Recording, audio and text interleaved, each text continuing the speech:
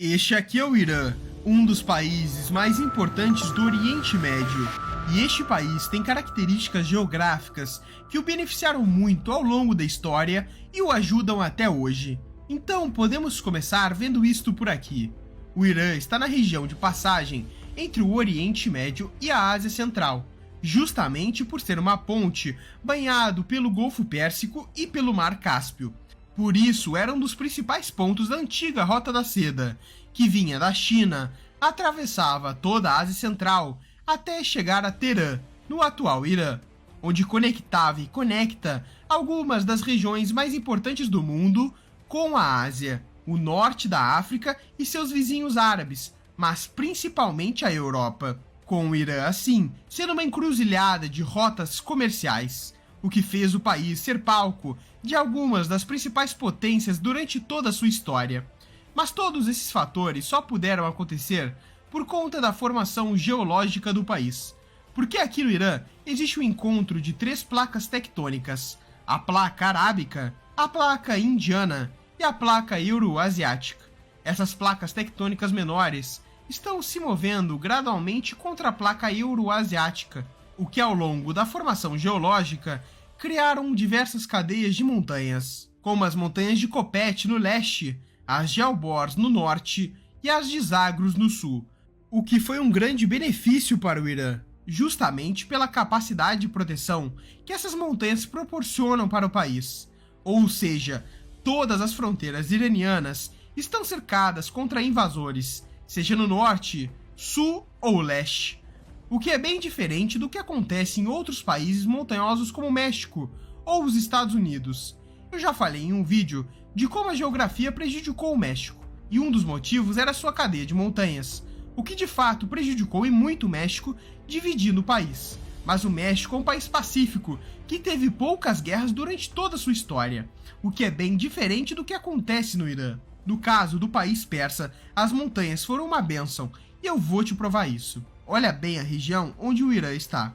Este aqui é o Oriente Médio, uma das regiões de maior conflito que toda a humanidade já viu. Tanto é que tem duas guerras acontecendo neste exato momento lá, a do Iêmen e a da Síria, além de diversos conflitos espalhados em diversos grupos. A questão é que a região mais conturbada de todas é este eixo aqui, a chamada região da Crescente Fértil, que hoje fica o Kuwait, que já esteve em guerra, o Iraque, que foi um dos maiores palcos de guerra da região, e a Síria, que não preciso nem citar. E o que corta essa região é o deserto da Arábia, que é muito vazio, e justamente também as montanhas de Zagros do Irã. E essas montanhas mantiveram quem controlava a região constantemente protegidos. Não é à toa que os árabes se dispersaram por quase todo o Oriente Médio, mas a região da antiga Pérsia, onde está o Irã, se mantém persa até hoje. E essas montanhas salvaram os antigos impérios que habitavam a Pérsia e impediram essas nações de serem invadidas diversas vezes. No século XVI, por exemplo, os otomanos tinham um grande império que se estendia do norte da África, sul da Europa e pelas regiões da atual Turquia. Mas os otomanos faziam fronteira com o Império Safávida, ao leste, na atual região do Irã. E pela alta Cordilheira de Zagros, que criava uma barreira entre as regiões, os ataques otomanos à região da Pérsia eram praticamente inúteis, mesmo o Império Otomano sendo conhecido pelos seus potentes canhões que conquistaram séculos antes a cidade de Constantinopla, destruindo sua muralha contra os maiores canhões já vistos até a época. Mas a Cordilheira de Zagros tem mais de 4.000 metros, o que impossibilitava os ataques otomanos, se tornando tanto uma região defensiva como podendo ser usada para a estratégia ofensiva. E podemos ver isso melhor ainda se voltarmos para o início do século XVI, quando os otomanos ainda não tinham controlado grande parte do Oriente Médio, mas avançaram sobre a região do chamado Grande Irã, com os governantes, mesmo perdendo batalhas, conseguiram recuar para o interior, porque sabiam que os otomanos não iriam conseguir passar de Zagros tão facilmente. O mesmo aconteceu com Roma, que conquistou grande parte do mundo, mas falhou em avançar sobre a região da Pérsia. E não é só nas montanhas do oeste que isso ocorreu, mas também nas fronteiras leste e norte, com outras cordilheiras de montanhas. Aqui, por exemplo, existiu o poderoso Império Corásmio, que controlou a região por séculos, mas foi invadido e destruído pelos mongóis nas terras mais baixas do extremo leste, no começo do século XIII, que pararam seu avanço justamente nas cadeias de montanhas que separavam o coração do Irã do resto do mundo. É por este motivo, por exemplo, que a cultura persa é uma das mais antigas do mundo e sempre se manteve assim, porque a região do Irã é como um bunker blindado de todos os lados. Mas ainda assim, o próprio posicionamento do atual Irã o manteve como uma potência no Oriente Médio. O primeiro fator é a alta densidade de petróleo que existe no país, com a exploração começando por volta de 1901, no sul do Irã, depois das Cordilheiras de Zagros. O mesmo aconteceu com o gás natural, onde o Irã detém reservas de petróleo no mar do Golfo Pérsico, e junto com o Irã estão Catar, Kuwait, Iraque, Arábia Saudita e Emirados Árabes, todos grandes produtores de petróleo e gás natural. E é exatamente pelo Estreito de Hormuz, aqui no Golfo Pérsico, que passam todas essas produções, com cerca de 15% da energia produzida no mundo passando por aqui. Para ver como isso é importante, o próprio Brasil vive quase exclusivamente na base de petróleo, já que a maioria dos veículos do Brasil usam gasolina e diesel.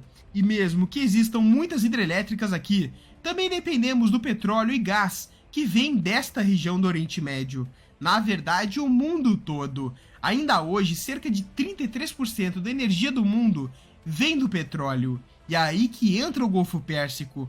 Hoje, os países com maior reserva de petróleo do mundo estão aqui no Estreito de Hormuz. E é aqui que a geografia do Irã entra.